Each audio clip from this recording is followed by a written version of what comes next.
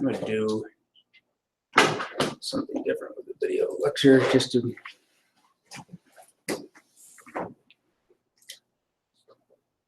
I want you to make sure that you understand, like, when I review these drafts, it's not going to work. When I review the drafts, what I'm going to be ultimately focusing on are the kind of signs and symptoms of the problems that you have, and then giving you directives as to where you can go resolve these problems on your own. All right. Now, if you can't resolve the problems on your own, if you don't understand what I'm talking about, well, you need to be contacting me and discussing those issues with me. Or if I direct you to like a video lecture or something like that, maybe you can go get some, some help from that. We also have writing coaches here on, campus. I don't know if they've been hired yet over there in the Learning Center, but people who've taken the class and who work for me, to support this course. I'm not 100% sure if they've been hired, but I do know that people are out there and can help you, with some of the issues that that are arising. Let me just kind of ballpark some of the problems. Hey, come on. Let me kind of put into kind of ballpark categories that some of the problems that I'm seeing.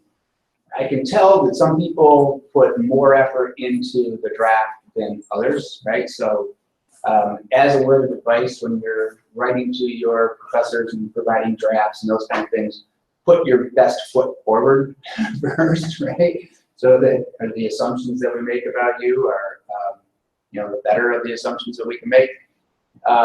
For example, I mean, if I tell you not to take a certain route in writing this paper, so if I tell you specifically, you can't argue about the lack of scientific evidence for prayer, right? And the reasons for that is that prayer is not part of science. It can't be supported or rejected because of science, right? There's no such thing as applying scientific evidence to something like prayer. Even though there's published studies out there that are discussing these things, right? They're wrong, right? That's all there is to it. Let me just give you a little bit of a wake-up call here. Did you read that article by Sharon Begley that's, all medical research is wrong or something like that, right? So Begley's article, now she's just, she's taking an obtuse approach to this, because what she's doing is she's kind of sounding the alarm that medicine is not reliable, right? That's not what reasonable people think, right? What reasonable people understand is that 80% of what is published out there in research is not the high level of controlled research that gives us more reliable answers, right? So if you were to conceptualize this, and let's say kind of, like this is the way, research, if we kind of categorized it out, right? At the very top are the randomized controlled trials, right? Where you take in the variables and you isolate the one variable in a pretty much an artificial controlled environment that does not allow for those external variables to play a role in this, so that we can apply the statistical validation to the independent variable, right? So that we can pretty much know that the changes that we saw occurred because of the independent variable, right? And that's where stats come in, right? So if any of you aren't familiar with stats, right, you see these things in the articles, you see p-values, and you see confidence intervals and those kind of things. What they're doing is they're telling you that if the p-value essentially is below 0.05, or if the confidence interval is at 95%, those kind of things. I mean, essentially what they're doing is they're saying that we're 95% certain that what occurred here in this study occurred because of the independent variable. Okay, so that's all they're telling you. When it comes to prayer studies, they can't control the variables. So they can go and review 7,000 patients in prayer studies. They can have all the trials they want, but they can't control all the variables. There's no way they can validate any of the outcomes with stats. They can say all they want. Benson studied 3,500 people in a cardiac care unit, right? People prayed for, people not prayed for, people knew, some people didn't know, those kind of things. It doesn't matter, right? Benson's results are inconclusive because you can't control the variables. So why, if we know that we can't accomplish anything known with research on intercessory prayer, why would you use research to argue your position? See the problem there? Right? It doesn't make any sense. So let me get back to my point, right? 80% of the research published, right, in this world is this area down here, right? Which means things like cohort studies or non-randomized, controlled trials. Things like case studies down here at the very bottom, right? I mean, all the different types of research that go on out there, right, mean that, and this is what we have to understand about, what is the evidence base, right? When we talk about medical science, we talk about medical science being conducted so that we operate by standards of the evidence base so that we make decisions that are informed. In other words, we don't wake up one day and write a randomized controlled trial and get funding to do this because there's no evidence to demonstrate that this randomized controlled trial is worth doing at this point. You have to have all sorts of steps along the way. In other words, there's a bunch of baby studies that go on in order to ultimately get to this point to demonstrate, because this is the point that demonstrates, hey, after we've seen a lot of these trends and tendencies, now I think we should be able to do it this way and get some control, right? So when we talk about an evidence base, we don't talk about one study, right? I mean, if you ever see somebody out there trying to make an argument saying, well, I read a study on, my response is, I don't care, right? Just because you've got one study doesn't mean that that study is right. What we operate by is an evidence base, right? Which means that the research has shown trends over time through a variety of different base styles, right? Research styles that ultimately get us to a point where we can say, all right, we're about 95% certain that if we do this, we're going to get these results. And even in those best case scenarios, we have outliers in the data, right? Because we're studying humans and everybody's different. So no one's going to respond the exact same way as somebody else. So get it in your heads now, right? That medicine is not an exact science. Medicine is, you talk to the practitioners out there, part art, right? And that you have to be able to read humans and react to humans in order to be able to be a good provider, right? If we didn't need you to think critically and to understand the human condition and to understand the variability out there, we would just turn medicine into a computer, right? Just punch in all the algorithms, we've got them all, have people walk in, punch in their signs and symptoms, and the computer would spit out the treatment. But we don't do that because we know there's variability. We know that there's so many other things that contribute to a patient's condition. A lot of those things that contribute to patients' conditions could be things like their emotional needs or their psychological needs, right? So for you to sit there and tell me through your papers that, oh, there's no scientific evidence, so we can't, support it, or we're not going to use things that aren't in science if we're in medicine, that's just a complete fabrication because we use things in medicine every day that aren't science. You with me on this, right? So if that's what we know, right, that's where we're starting the argument. So if you tell me that, hey, there's no evidence, I just throw my hands up in the air. I'm like, why am I reading this? We already know that. We know that there's no scientific evidence. So what kind of evidence is there? That's where we need to be focusing our attention. If we're going to accept it or reject it, what kind of evidence can we use to accept it or reject it?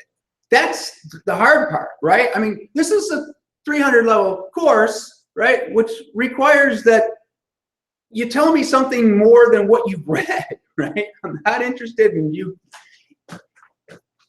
If you read something and you're telling me what you read, you can pretty much guarantee that you're doing it wrong, right? That you need to back up and say, all right, I don't know what I'm doing here. I need to ask some questions. So let's take a look at some examples, right? And we'll kind of put this into perspective. So for one of the things that I'm concerned about, right, is the ultimate, focus, the critical reasoning components, right, the development of the argument from the thesis. And there's some papers here, and some, we're going to look at yours, but I just want to give you some examples of some things that I've, seen that show, how some people are in better control than others. All right, so take a look at this introduction right here. So the relationship between science and religion has long been debated, contested, those kind of things. The argument has resulted in strong support and opposition for a relationship between the two areas, and then leaving many to wonder, we'll talk about these other things in a minute, whether it's a way that faith and science can coexist. Well, they do coexist already, so I don't know what that means. But talking about this in the field of medicine, patients who seek medical care often have religious background who may wish to incorporate their faith into the treatment process. Okay, this is starting to hit where we're going. One way faith is brought into medical sphere is through intercessory prayer, the act of praying to a higher power. Now, understand, when you're writing about this, there's different types of prayer, right? There's personal prayer, which means that you can pray for yourself and others can pray for you. And no one is out there telling you that you can't pray for yourself, right? No one is out there telling you that you can't pray for others. So don't take this obtuse angle to say that, oh, medicine's telling us that we can't pray anymore. No, that's insane. No one's telling you that, right? You live in America, right? You're not in China, right? You can do whatever you want here. So if you want to pray, no one's telling you that you can't. What we're talking about is whether prayer can be used in the field of medicine as what? As a treatment technique, as a support technique, as a reimbursable practice? I don't know. I mean, this is where we're going with this. I mean, if people are asking you to pray, what's your response? Do you accept it? Do you reject it? That's all I'm asking you to address. So my point gets made here. So although many proponents of allowing intercessory prayer being harmless, right? And that's a question too, right? Do we know if it's harmless? No, we can't know anything about it, right? So she's making a point here, although some people think it's harmless, allowing prayer may have negative consequences for patients in the healthcare field in general. Medicine should not support prayer practice because doing so diminishes the legitimacy of healthcare practice and professionals and may actually result in negative health outcomes. And if you look at this introduction, she does a very good job of starting broadly, hey, there's this issue about prayer, and working to the narrow argument, right? Here's what we're going to reject it based on these two principles. Very good introduction, right? Is it flawless? No. There's some other issues in here, right?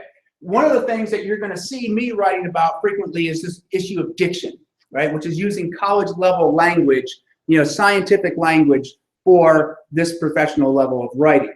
One of the things that you're going to see me marking is the use of there is, there are, it is, and it seems. And I'm going to say, hey, go read the verb-based writing strategies, which is in the textbook, section 2, chapter 3. All right, so in the textbook, there's this whole section in there about verb-based writing strategies, which will show you the meaninglessness of constructions like this, right? So if you're writing something like, that there is a way that faith and science can coexist, I'm going to say, where is there, right? There is supposed to be a pronoun. Pronouns take the place of nouns.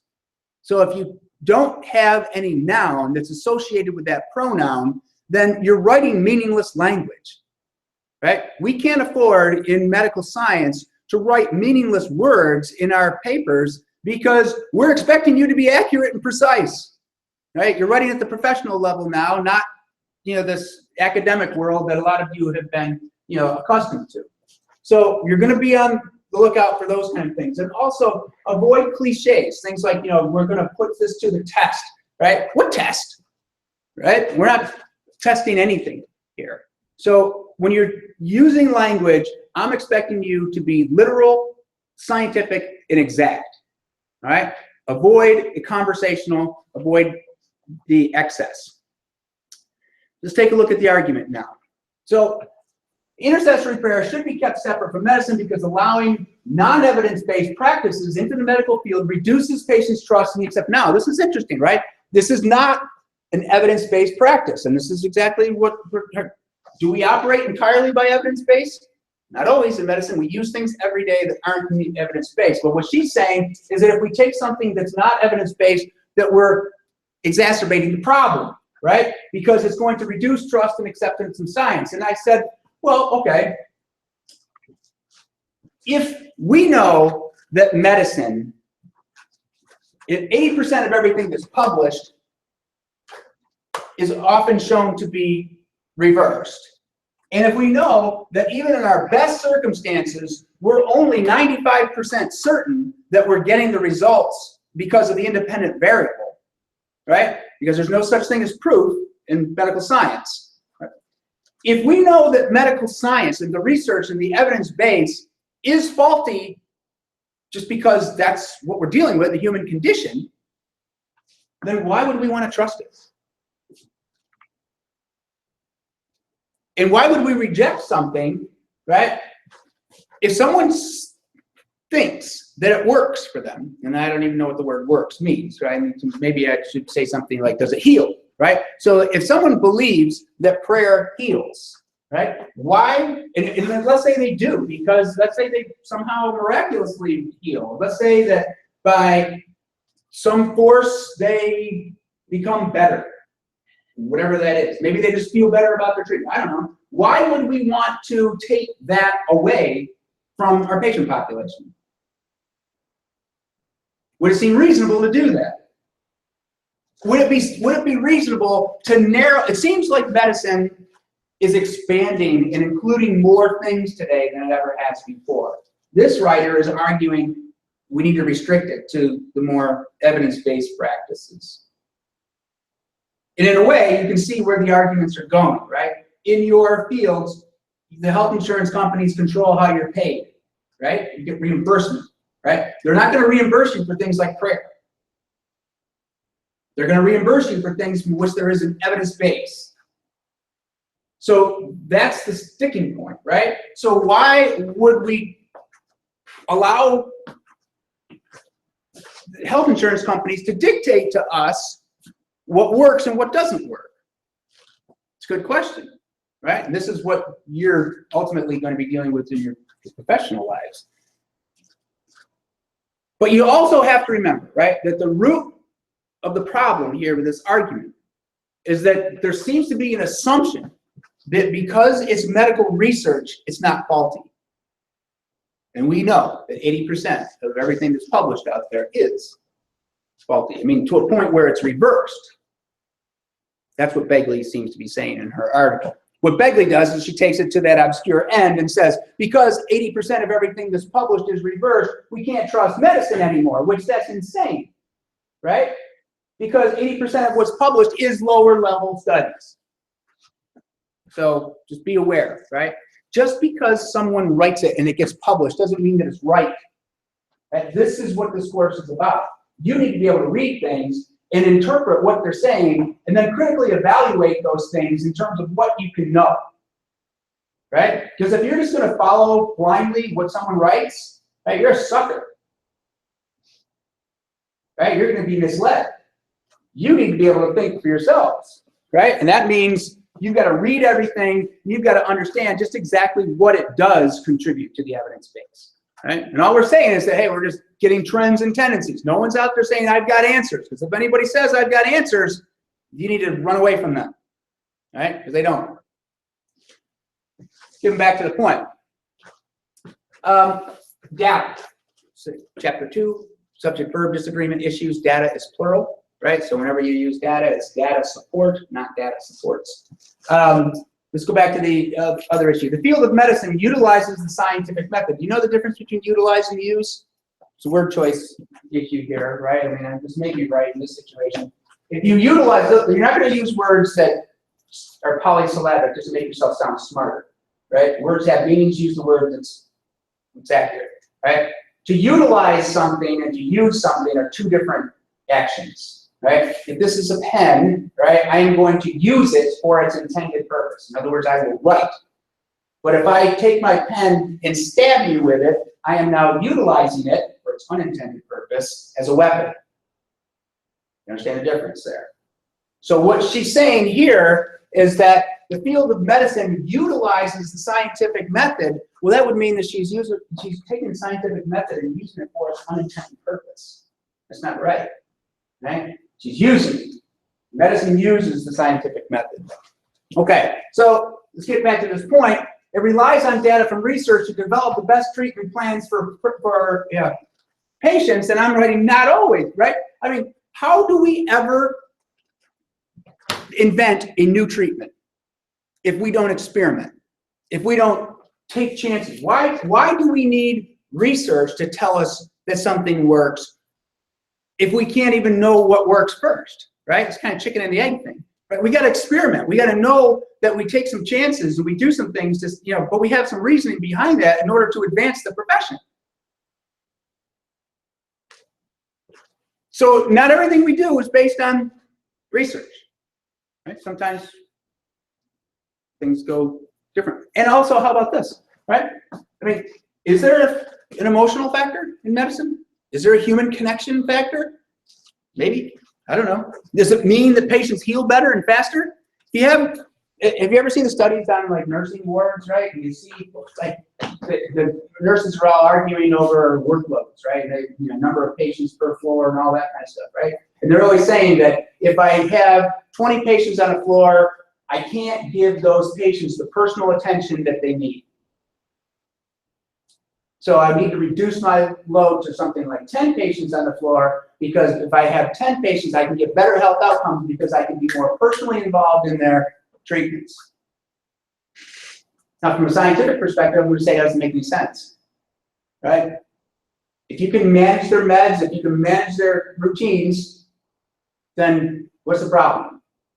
But they're saying that there's an emotional component. There's a human component. I have to be in their face and talking with them and relating to them, because that is going to lead to better health outcomes. And if you look at some of the studies out there, right, there's research, right, and I don't know how reliable it is, that shows that sometimes there's no difference, sometimes there's a difference.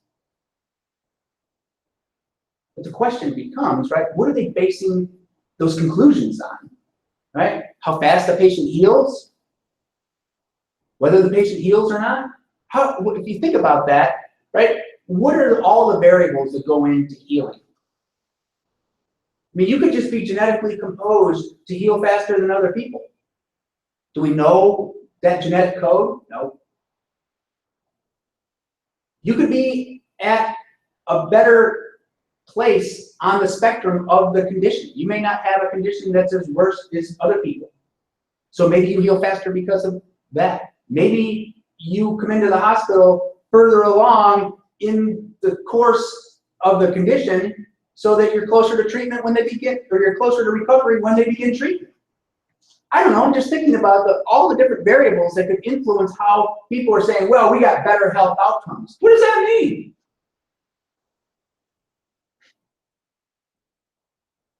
You gotta ask questions, guys. Don't just read it and think that it's right. There's that.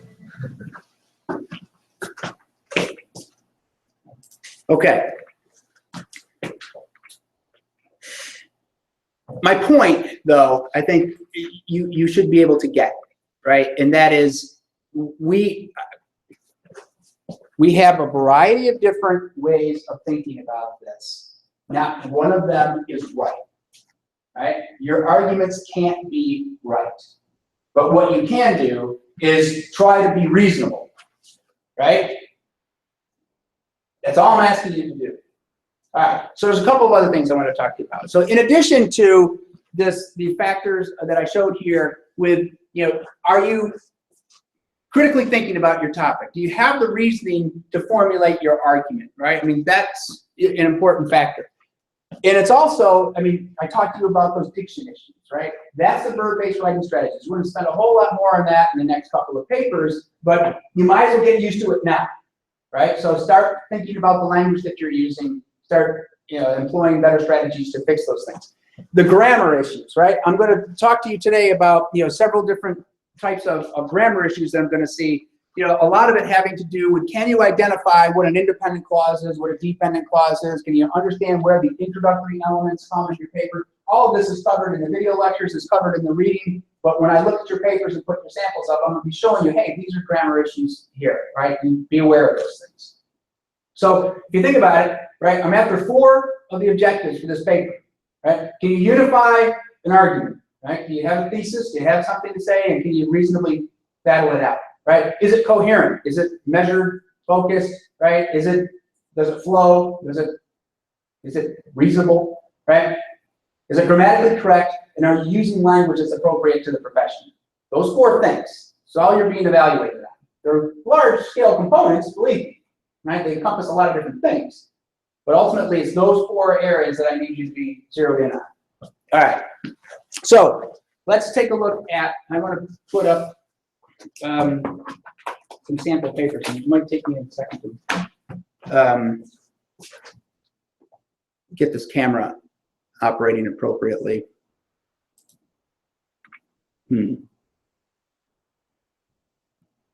Anybody know anything about these things?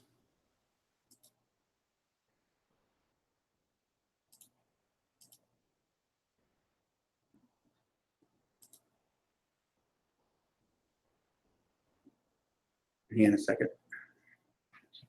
Here I know.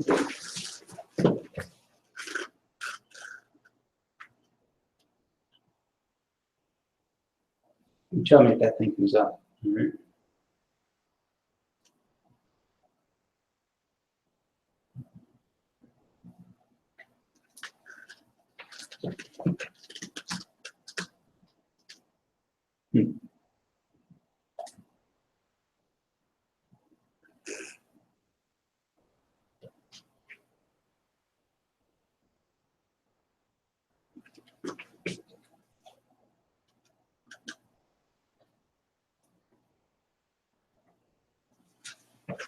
Anybody got a phone? Call 8240, 839-8240. What were the first 3 numbers? What's that? What were the first 3 numbers? 839-8240. And when they answer, just tell them that Secretary Reading's out of the camp and Shank so too. So.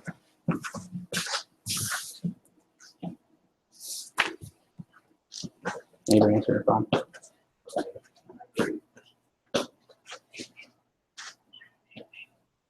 Hi, Dr. Terry Berry needs help in Shank 202 with a junkie.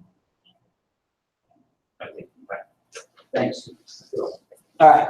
So while we're waiting for that to come about, here's what I want you guys to do. Right. So I know I've got some papers. I want to put papers up on the overhead, and I want to kind of walk you through what I'm doing with them, right? As I'm reading them, but I can't show you that right now because of this ridiculous technology.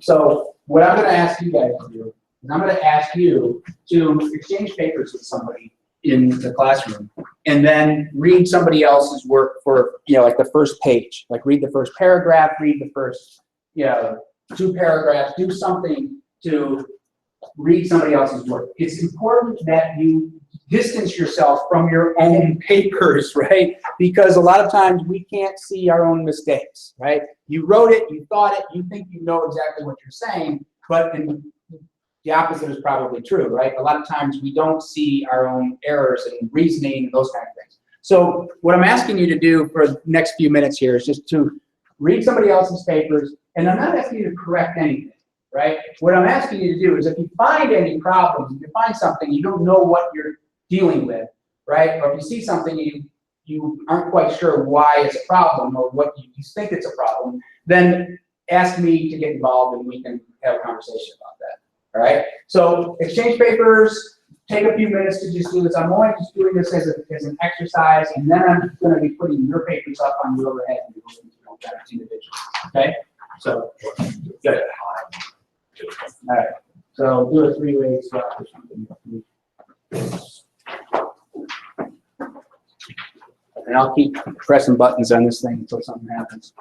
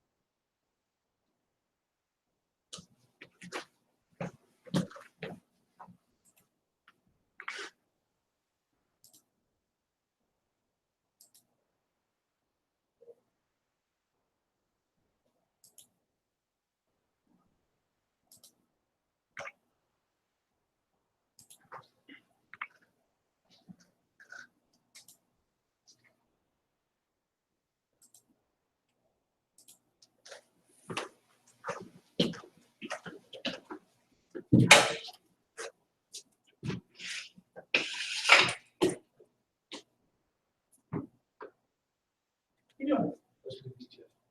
Okay.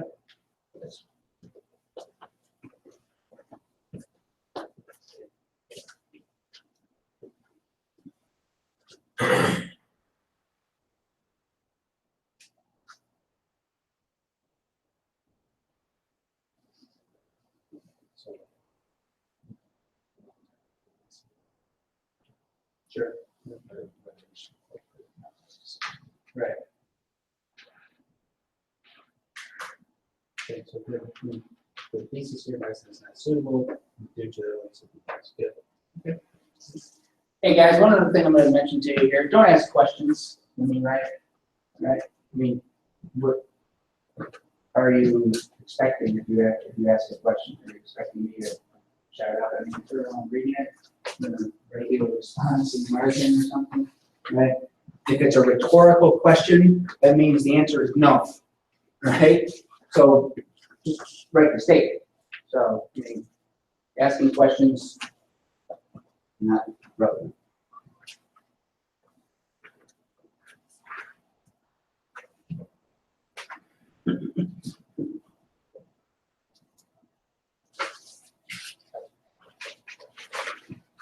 Practices like physical therapy, medicine is not capitalized. Right? Occupational therapy, those aren't capitalized. Names of diseases and conditions are not capitalized unless they contain a proper noun, and then like something's made with Alzheimer's or Parkinson's or something, Crohn's. Right? Those are the only times those things can be capitalized.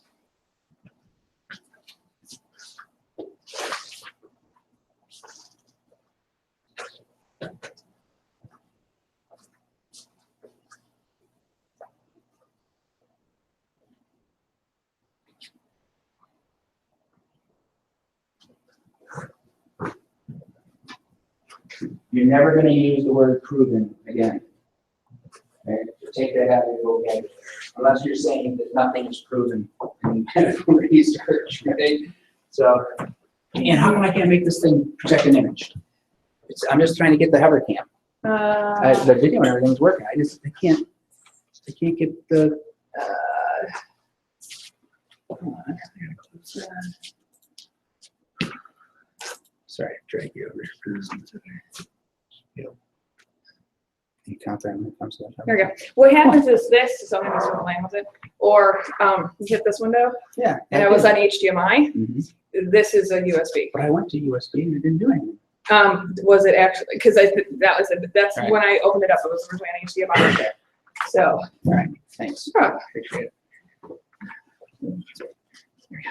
Straight up. Thanks again.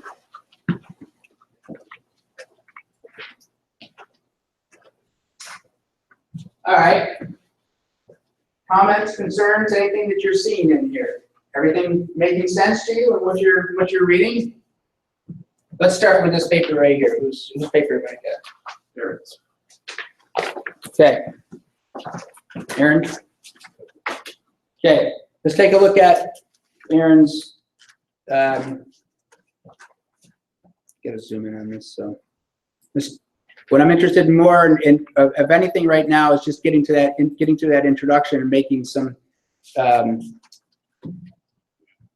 making sure that it makes sense and starts us off on the right direction.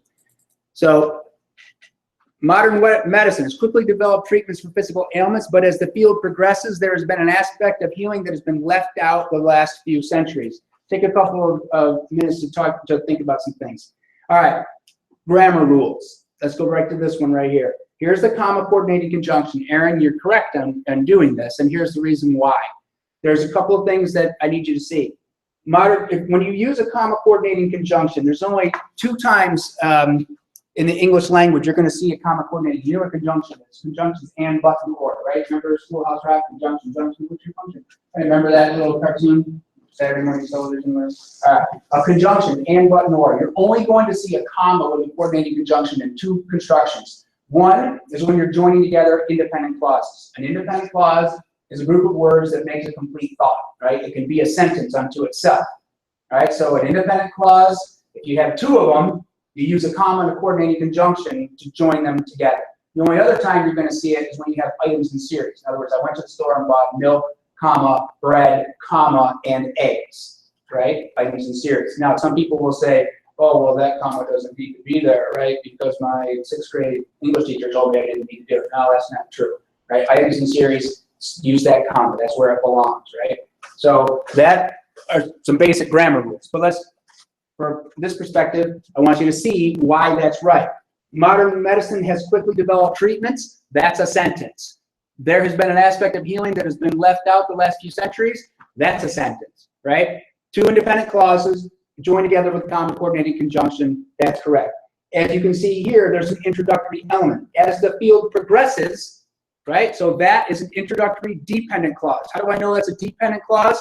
Well, there's a group of words that signifies dependence. This is written for you in chapter 2, right? When you start reading this issue on grammar, right? There's groups of words that indicate dependence. Words like when, while, if, since, although, because, as, right? Those words combined with the subject and a verb make for a dependent element. Dependent elements can't stand on their own, right? If you do punctuate them, so if you were to put a period here after this, this would be a sentence fragment because a dependent clause can't stand on its own. You can't just interrupt a thought in the middle of the sentence, right? So as the field progresses, there's a subject, there's a verb, there's the word as, that's a dependent clause. So he has independent clause, comma coordinating conjunction, dependent clause, and because it's an introductory element, he's got to have this comma here, okay? Anytime you have something that's in front of an independent clause, you got to put that comma in there. So as he does here, as a result, that's a prepositional phrase. It's an introductory element. He's got the comma in there. Let's take it. Historically, that's an introductory word, right? It's something that's in front of the independent clause. He's got to have the comma in there, right? So you'll see it quite regularly. All right, let's take a look at some of the other things that we can then focus on. There has been an aspect. Here's that. There is, there are, combination, right?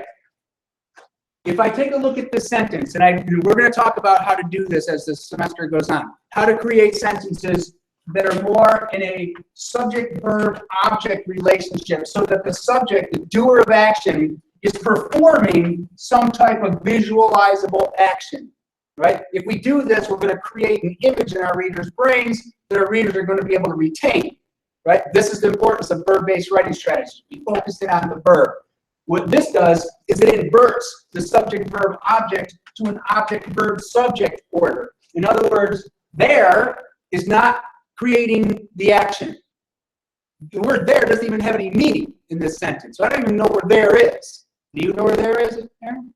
No, it doesn't have any. In other words, an aspect of healing has been there.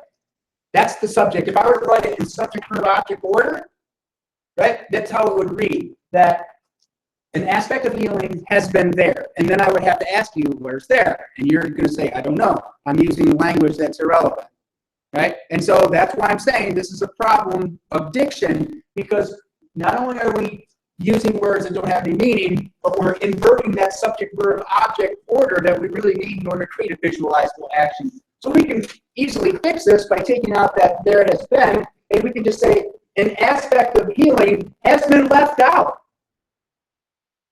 Right? Why are we using extra words? Let's use fewer words that have more powerful relationships to the verb than bumbling around with a bunch of language that doesn't get the job done.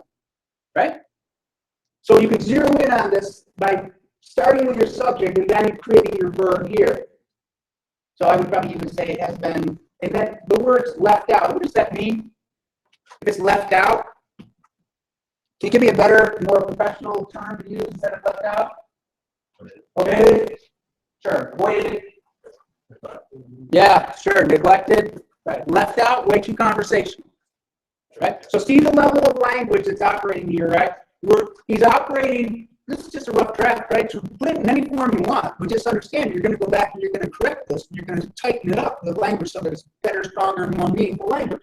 So yeah, he's got some problems here, he's got some problems there. But if you're not even aware that those are problems, you're not going to correct them. Right? Somebody has to tell you what's weak and what's strong. This is an example of weakness. So left out, that doesn't make any sense. With left hand, but see, it doesn't have any literal meaning. Okay, so let's continue on. As you can see, I've already forgotten what the first sentence said because I'm focused in on these diction issues, right? Understand the level of language, grammar errors, anything else out there can be distracting to a reader, right? If you commit these things, you're taking away from the reader's experience of getting the message. And I tell people all the time, right? My job as a reader of your paper is to be informed, right? Even entertained, right? I want to get on a bus, and I want you to drive me to my location and not disturb me, right? Just get me to my location and make it entertaining. I want to be looking out the window. I want to be seeing the sights. I want you to tell me what's going on. I want you to get me to my destination in the most pleasurable way you can, right? If you start creating grammar errors, you start using weak diction and weak language throughout here, right? My ride becomes bumpy and long, right? You turn the air conditioning off. You start going down country roads, right? You're starting to aggravate me, right? And in some cases, I'm now off the bus and you've just tied me to the back of the bus and you're dragging me to my destination, right? That's bad papers, right? You don't want to be torturing your reader. You want to be informing your reader. Get them to the destination. So let's go back to the original sentence and let's talk about what he's saying. So medicine is quickly developed, but as the field progresses, something has been neglected. So the technical advancements have led to physically healthier populations. That's true. There's a comma coordinating conjunction. I'm going to ask you, is that comma coordinating conjunction correct up there? What's the rule? Two independent clauses or items in a series? It's not items in a series, and now we have to ask ourselves, is that two independent clauses? The technical advancements have led to physically healthier populations. Is that a sentence? Answer the question. Yes, it is. New branches of medicine are looking at methods to treat the whole person. Is that a sentence? That's two independent clauses. That comma coordinating conjunction is right. Aaron, did you know the rules of comma coordinating conjunction when you formed that construction? Say yes. Yes, because you read the chapter. Right. All right. Is there anything else you want to say about that sentence that you would take issue with? Level of language issue. That's what I'm seeing. Anybody see an informal language component in here that we could correct?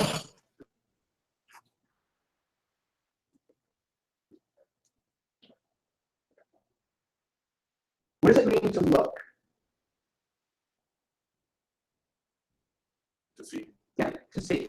So are the new branches looking at methods, or are they doing something else? What would be a stronger verb to add there? They are investigating, examining, right? Give me something that has meaning. Avoid this conversational stuff. Good. All right. And now I have to ask a question about this. What's the whole person? Does medicine not treat the whole person? What does that mean? Aaron, you tell me. What does it mean to treat the whole person? So I think I'm trying to distinguish their disabilities and then just like mental stability. Okay, so now, so if that's the case, clarify that, right? So tell me that if medicine, let me ask this question, right? Because holistic practices out there claim that medicine doesn't treat the whole person all the time, right? Is that not true? Is medicine, I mean, is there no personal interactions? Do physicians not consider your psychological or social or even economic conditions sometimes when they're treating patients? I mean, are doctors robots? No. So, are you getting suckered in by some of their advertising? Maybe. But what does it mean, right? If it means that there's certain components of medicine that are being neglected, right, then what are those? In the sense of spiritual health, maybe that is not part of the whole person. I wouldn't consider that to be a person anyways. I would consider that to be outside of the person. Maybe. I don't know. I'm just what I'm trying to get to is the exact meaning of what you're writing here. Right? Be specific. All right. As a result, the topics of prayer and meditation have come to the forefront. What does that mean? They've come to the forefront. They've moved. Give me a better term there. Give me better language. Read verbs like come, make, do, go, put, have. You gotta get rid of those things. Right? So what does it mean? That topics of prayer and meditation have what? Give me the right language here. They've what? I don't even know what the forefront is. Right? Is there a storefront or something that should be looking at? Correct that for them. Topics of prayer and meditation have what?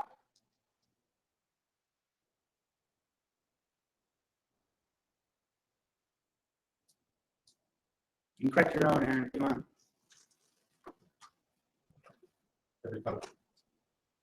Just a conversation. Or have become, or have been suggested to be implemented into medicine, or have been challenged or debated, or something else that shows that there's reason why people are thinking about it. Okay? Professionals are now being trained on mind-body healing. Aha, there's the there is, right? Because you would say skepticism is there. The number there is. So you can just say, right, that instead of saying there is skepticism, right, why don't we just say, something to the effect of, well, who's being skeptic? Who's being the skeptic here, right? Is it medical providers? Yeah, probably. I would think medical providers, are skeptical as to whether prayer has an effect. Now, this is a really interesting point. What does it mean to have an effect? Because I'm thinking that the word has that group of words has an effect is very vague, wide open, right? That it could have any effect if it meets your criteria. Yeah, sometimes I get into the paper. What does an effect mean? Does it heal? That's a question, right? Because I think that's what medicine wants you to know. Can prayer heal? Have an effect? I don't know what that means. Sure, it can have an effect. It can make you think about something, right? That's an effect. It make you sit up straight in your chair. That's an effect. Doesn't necessarily mean that it's something that the effect that we're searching for in medicine, right? So be careful with language like works or has an effect, because that has got to be clarified. Okay, it should be considered part of the curriculum. The argument is very on the top that the field should not appeal to novelty and solely base healing on perceptions based on scientific evidence. So, Aaron's argument, tell me if his argument is sound. He says he's not going to practice anything in medicine unless there's scientific evidence to verify it. Is that reasonable? Is everything we do in medicine based on some type of scientific evidence? Absolutely not. So,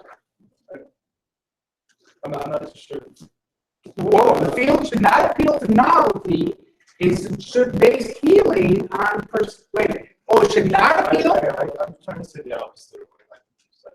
Okay. Correct me if I'm wrong. Well, that's the problem if I'm misreading that, right? So let's think about this. Should he create the knot and should not solely base healing? Should he do the double knot in there so that creates a parallel structure that helps the reader understand that? Maybe that would clarify things, right? So it should not base healing on perceptions based on scientific evidence. So it should not base healing on perceptions based on scientific evidence. What does that mean? What tell me what that means. Tell me what you're exactly saying at the thesis. Basically what you were, have been talking about, how like, there's a lot of error and it can be Well, you're saying it shouldn't be based on perceptions, right? It shouldn't be based healing on perceptions based on scientific evidence. So you're saying that we're taking scientific evidence and we're creating a perception of some kind, and that's the problem. Is that what you're intending to say there? Think about that, right? I don't know, maybe it's too big of a conversation to have at this point in time, but look, we just spent 15 minutes talking about the introduction here, right? Following through every word on the page, making sure that every sentence says exactly what we intended to say. Right? That's where I need you to be. I need you to be critical thinkers as you're reading someone else's paper, reading your own papers, plowing through each of those papers, making assessments of what it actually means, right? So I guess, Aaron, I'm not 100% sure I know exactly what your thesis is here, right? I mean, so are you arguing for fair in medicine or not? Are you arguing for fair or not? Yeah, I guess that last sentence was. Yeah. So. Yeah, well, I'm sorry. I mean, look, nobody's perfect in here. I mean, all of your papers are disastrous from my perspective, right? But that's okay. I mean, that's what we're doing, right? It's your first draft. It's your first paper.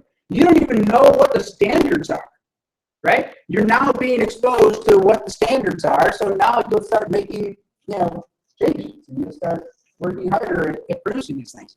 And some of you won't even produce a very good draft by Friday. Right? And also, this is a very difficult topic to write about, so it even has more of that kind of cognitive pressure on you to try to come up with a reasoned argument about something that's not so reasonable, right? Which makes the writing even more difficult. It's the reason why I do it first, right? Because I want to wake you up and say, hey, look, this is going to be hard, okay? And it's going to be really hard once you start looking at the evidence, right? When we start looking at treatment options for our conditions that we're treating, we start trying to back up our arguments for these treatment options based on evidence that we know is going to be faulty. Right? When we're looking at the scientific research out there that we know is going to have problems, how do we make an argument for something when our evidence is faulty? It's a difficult task. So we got to sift out of that evidence what is reasonable, meaningful, and sift out of it what's not. Right? That's going to be your job. Tell me what the articles are valuable for and what they're not valuable for. All right, take a look at Abby's. The mind is complex structured and is difficult to comprehend. The mind has abilities that are widely complex, and many debates occur on how the mind works. Okay? Individuals believe that the mind has abilities that are beyond the impossible, such as healing the body. It's true. To these individuals, intercessory prayer is an alternative to medicine. And Aaron underlines that for what reason? I feel like the main question you're asking in the assignment was whether we should include it or not. Right. Obviously, it is an alternative to medicine, right? So anything can be an alternative to medicine. Eating dirt can be an alternative to medicine, right? I mean, I tell people all the time, if the mind can heal the body, right? Or if I want to just go into the business of healing people, I can do that, right? I can open up a shop.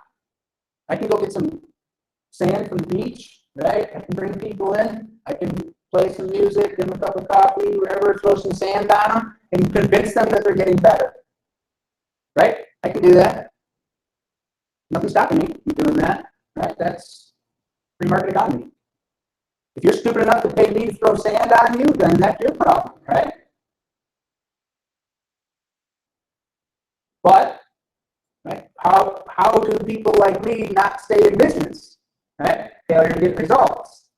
Right? But if I convince people that they are healing and then they go and tell other people, then suddenly am I in business? Yeah, I am. So this is kind of an interesting perspective on alternative practices sometimes, because is it just a way of convincing people that they're healing? Is it a way of just saying, hey, you know what? In theory or principle, this could work for you. So if you feel better because of it, does it mean that it's working? That's a good question, right? Because let's say I'm throwing sand on somebody, and somebody walks out of there and miraculously heals from their condition. Sure, no, everyone's gonna look at me and say, what a crackpot, the guy's throwing sand on people, that's not medicine. But if the person heals because of it, if the mind has the ability to heal people, then why is what I'm doing wrong? Why wouldn't we want to take advantage of what, if there has to be a catalyst somewhere along the line in order for people to heal, and I can provide that catalyst, however absurd it is, why would we want to stop people from doing that? What if I started to think about the extreme end of that argument? What if I think that sacrificing cats heals me and others? Would you support that? Yes, no? You wouldn't support that? Why not? It's just, we were just kind of in agreement, I think, that if I throw sand on people and I can get them to heal, as long as they're healing, that's good, right? And if they think that sacrificing cats, or if I sacrifice cats in their presence or something like that, they heal, and they walk out, they're healing, why would that be a problem? When that's not the same thing. So why is one worse than the other? Think about that, right? I mean, all the time, and once you open the door, this is kind of where the argument for prayer kind of comes off the tracks, right? Is that once you start admitting any alternative as a practice of medicine, right? Or something that is, let's say, uncontrolled like prayer, then shouldn't we admit everything that a patient thinks is useful? If that means sacrificing cats or riding on your lawnmower or whatever, that becomes part of medicine just because people think it works. That's the problem, right? If you take it to its logical end, then we would have to expect that everything that anybody wants to think works as medicine becomes part of the practice. And that doesn't make any sense sometimes. All right, so let's go back to Eddie's paper. So intercessory prayer refers a patient having or not having knowledge that he is being prayed for. And that's true. She's trying to differentiate, right, between sometimes patients know, some patients don't know. She's talking about the intercessory form where there's a third party, an outside party praying for someone else. Okay, even though this form of healing is becoming popular and more of a belief, intercessory prayer alone is not a suitable treatment compared to medicine. Intercessory prayer is not suitable due to no way of measuring prayer. Bad argument, right? Can't do that. Because we know that we can't measure it. Controversy on a God-controlling prayer, questioning on if intercessory prayer can heal an individual. That kind of just bumbles along there at the end. But hey, let's go to your argument, right? So the whole bit about whether we can measure prayer, that's irrelevant, right? We know we can't measure prayer, so why are we going to try to argue that we can? Right? So we already know that. But what's this bit about God controlling prayer? Are you going to try to argue for the existence or non-existence of God? Whereas individuals would determine whether they believe in God or not. So what? So if they do believe or don't believe, what? Let's just take the argument to the logical end. If they believe that God is healing them, why wouldn't we want to encourage that? I'm just asking you. I mean, tell me, give me a reason why you wouldn't want that to happen. If someone believes that God is healing them and they heal or they get better, even if they don't get better, why wouldn't you want people to do that? I'm just asking the question, right? You can defend it. What would be your evidence? This is the hard part. What would be the evidence that you could use to say that that's not an acceptable practice? I was going more towards that, where it was actually coming from. The medicine is right there, and it's Medicine is not right there. Medicine is not all science. I'm just need you to think. Right? In terms of an introduction, right, she stumbles here with a thesis a little bit, but getting to that point, yeah, she's all right. She's getting there. I don't find there to be too much problematic with the levels of diction or anything there. Clear your thought to me.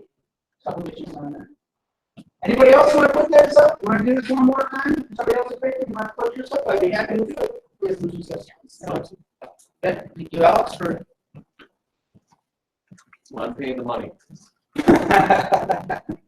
That's right. All right, the patient needs 5 cc's of something and 5 Hail Mary steps. And well, he's going on an entertainment value here for his first sentence, right? Okay with that. All right. Let's get to the point. Although it is far-fetched, here's that it is, right?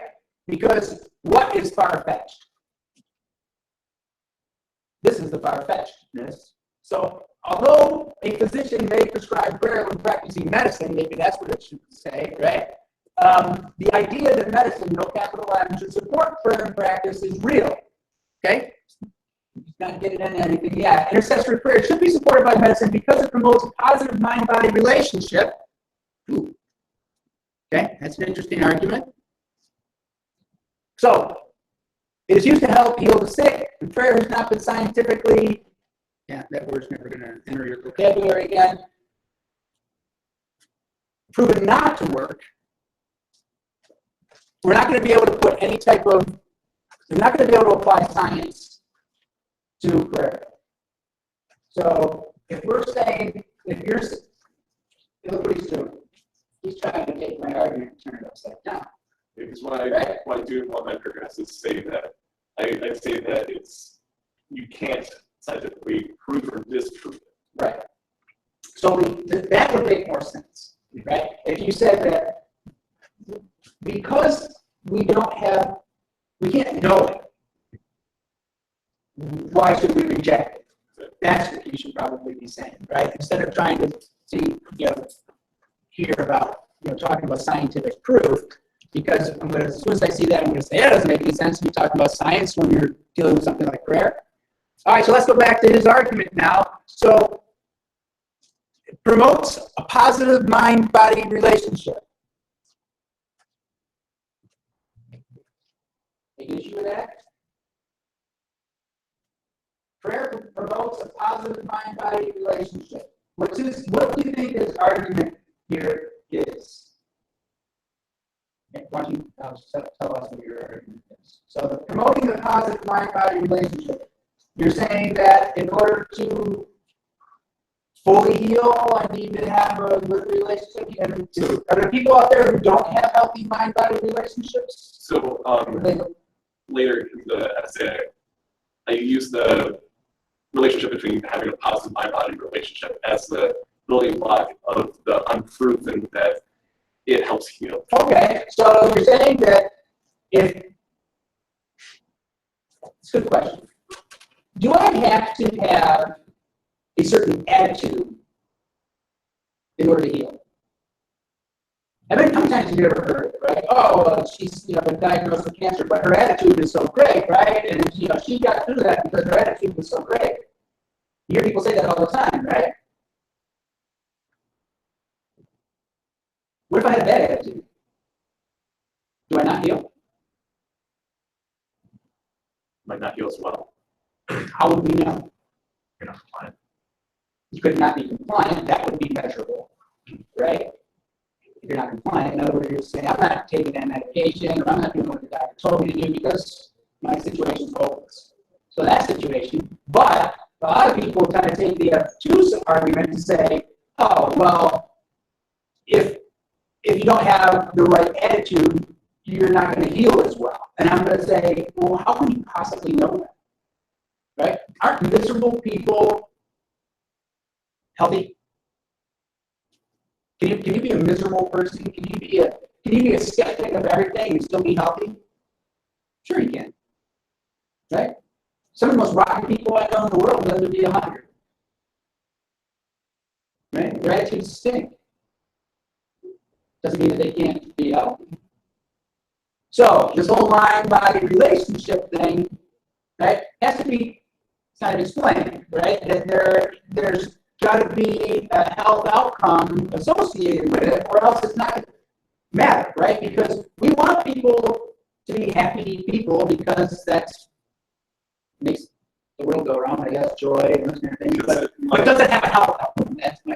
That's where I go in for the second paragraph too. We need to end it in that first paragraph. A paragraph, folks, is an element of argument, right? So by the time you finish a paragraph, you should be wrapping up an argument about one of the categories of your discussion. Right? Every paragraph should lead back to that thesis statement somehow. Right? So get that argument done. Don't paragraph right there if you're going to keep continuing that conversation. Yeah, because my whole thesis is pretty much that statement saying that those 3 reasons are why ancestry Right. should be supported. So now, so one paragraph. refers to You the can- positive. Right. So you make sure you wrap up that argument at the end of that first paragraph. Oh, yeah. Okay. Right. All right. So, and then, so it is used, so because it promotes a positive mind-body relationship, it is used to help heal the sick. All right. So there's his argument, right? That it's a cause and effect relationship, that if you have a positive mind-body relationship, it can heal. And I'm going to argue that maybe it won't. Right? And neither one of us will ever know. Okay. And so let's see the last sentence here. Therapeutic effect of praying on behalf of others can be seen with every religion, right? And I wasn't sure about even just taking it completely. It's not just because I don't. The only time I really reference other religions is just the heads of religions, just being Sure. rabbi, priest. yeah, well, you want to put that someplace later in the paper as a building block for your evidence straight, but here at the end of your introduction, that doesn't really fit in. Yeah. Okay. So in terms of developing introduction, yeah, he's all right. He's getting there. He's got a thesis. I don't know about the I get married stat thing, but all right. At this point, right, I will ask you, right, if you have any questions. I mean, I need you to be able to read your work with the level of scrutiny that I'm reading these, right? I need you to consider that everything that you write is going to be challenged, right? And you need to be able to defend yourself. You need to be able to have evidence. And this is the thing that I found to be lacking in a lot of drafts that I've read, is that people seem to be making claims and believing that it's true because they think it's true, right? That's not an argument, right? That's called narcissism. You need to be able to back up what you say with evidence, right? You're going to give up on the fact that there is no scientific evidence that's going to be applied here, so you're going to have to consider what other kinds of evidence are out there. I mean, how about this for evidence? Let me just throw this out to you. Prayer has been used for thousands of years. Is that evidence? No, it goes against the often. Okay, so explain. Go ahead and explain that a little bit further. So just because other people are doing it, are consistent doing it, doesn't mean it's correct or true. Okay. What would be the argument supporting that as evidence? Why would people continue to do it if there's no possible other? Good. What other types of evidence can we throw out there? Sure, there's that historical perspective. Anecdotal. Okay, anecdotal. So, your Aunt Florence prayed for herself, or you prayed for your Aunt Florence when she was sick, and then she recovered miraculously. Is that good evidence? No, but right, I mean, the problem is that there's no causation there, right? You can't demonstrate that the prayer caused her to recover. But what else would be an explanation? Could be a variety of things, right? In other words, it might have been prayer that did it. It could have been a miracle. Or it could have been the fact that maybe your Aunt Florence was just genetically manufactured in order to resist that disease. Or it could be that she got lucky. Stephen Crane is the open boat, right? I mean, if you don't read literature, you should, right? The open boat, remember that story, 19th century, a bunch of guys in a shipwreck or in a lifeboat, they're rowing to shore, and there's a huge storm, and there's waves crashing, and all this kind of stuff. There's 6 guys in the boat, right? And only one of them survives. Why? Right? Chance. He didn't get hit in the head with an oar, he was taking a breath when the wave was going over top of him, whatever. He survives. Right? He's the one who asked the question. The man said to the universe, do you care? And the universe said, why should I? Right? In other words, sometimes chance. It's just the way things operate.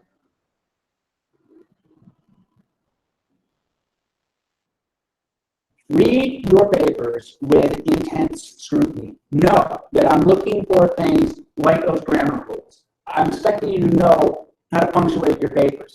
Hey, one of the things I saw in some of the drafts that I was reading, misuse of semicolons, right?